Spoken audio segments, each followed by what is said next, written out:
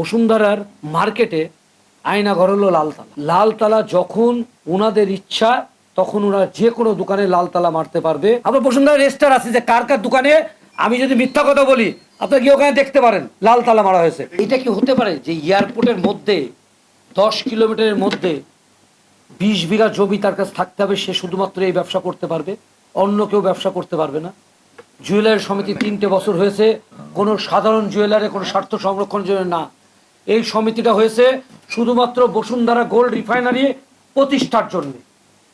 দোলন ভাই কথাটা বলেছে, কিন্তু ওই এত ছোট্ট অফিস অগুছানো কথাবার্তার মধ্যে এত চেঁচামেচির কারণে আপনারা হয়তো ক্লিয়ার হতে পারেনি। আমি নিজে আমার 5 তলায় 8টা দোকান আছে বসুন্ধরা। আমি যখন কিনি তখন আমি 12,000 টাকা করে কিনেছিলাম। আমার কাছে ডিড অফ এগ্রিমেন্টে লেখা আছে ধরন 12,000 টাকা, ধরন 12,000 টাকা স্কোয়ার ফুট। ধরন কি ব্যবসার? জুয়েলারি, ওখানে একটা ধরন লেখা আছে। আপনার প্রত্যেকটা দোকানে যারা যারা কিনেছে তাদের কাছে দেখতে পারবেন। এইটার জন্যে লালতালা হলো যেমন আয়নাঘর ছিল বিগত সরকারের, বসুন্ধরার মার্কেটে আয়নাঘর হলো লালতালা। যে লালতালা যখন ওনাদের ইচ্ছা তখন ওনারা যে কোনো দোকানে লালতালা মারতে পারবে। আমার মনে হয় 1 তলা থেকে শুরু করে 7 তলা। আমি আপনাদের কাছে বিনীতভাবে অনুরোধ করব যে আপনারা এই অনুষ্ঠান এখান থেকে শেষ করার পরে আপনারা একটু কাইন্ডলি যাবেন।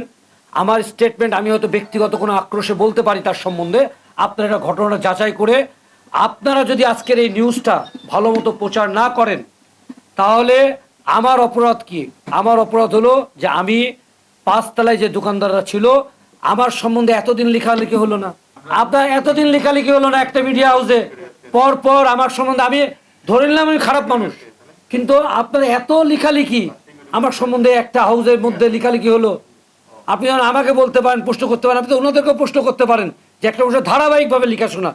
আর আমার মতো মানুষ যদি তাদের সঙ্গে ফাইট না করতে পারে তো একজন নিম্ন শ্রেণীর মানুষ, আপনি জানেন 2 লক্ষ টাকা স্কোয়ার ফুটে আমি নিজে বাধ্য হয়েছি রাসেলকে দোকান কেনা বাবদে লোকেশনের জন্যে। I quote the you have mention the name, যে আমি রাসেলকে দোকান কেনা বাবদে মানে আমার লোকেশনের জন্য একটু ভালো দেওয়া হয় এর জন্য আমি রাসেলকে অর্থ দিয়েছি। আমার কাছে ওই কনভারসেশন আছে আমার ফোনে যে আমি রাসেলকে অর্থ দিয়েছি।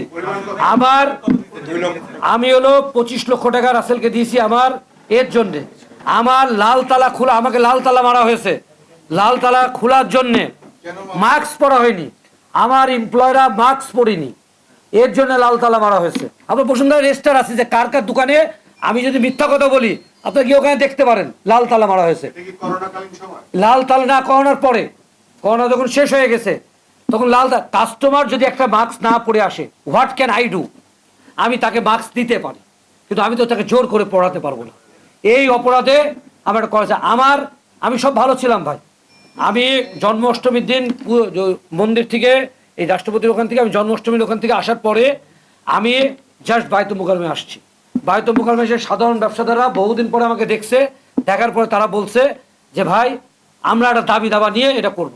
আমরা ছাত্র জনতা যে বিপ্লব নিয়ে এসছে এর মধ্যে আর ভাই তোরা দাবি দাবা করিস নে, তোরা চাইস কি? বলতে আমরা সঠিক নেতৃত্ব নির্বাচন।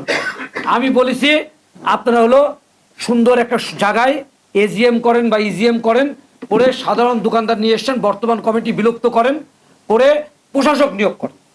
যদি প্রশাসক না করা হয় তাহলে একটা অন্তর্বর্তী কমিটি নিয়োগ করেন, করে তারা আপনারা এটা বাজেটটাকে পরিচালনা করেন।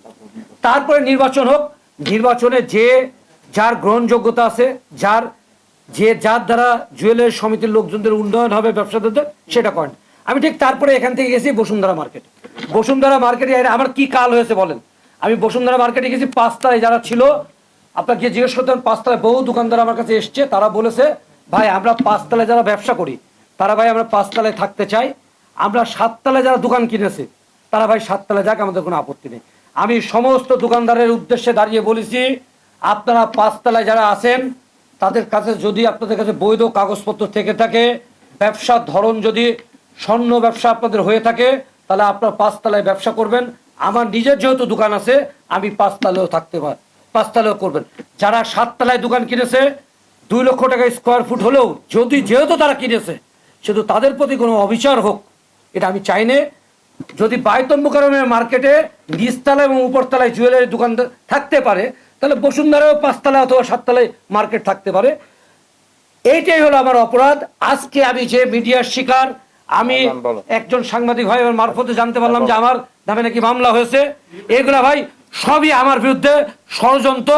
আপনারা এই দেশের সচেতন, আপনারা বিবেকবান, আপনারা যদি না বুঝতে পারেন এই ধরনের কথা, তাহলে আমাদের পক্ষে তো বোঝা কোনো ক্রমেই সম্ভব না।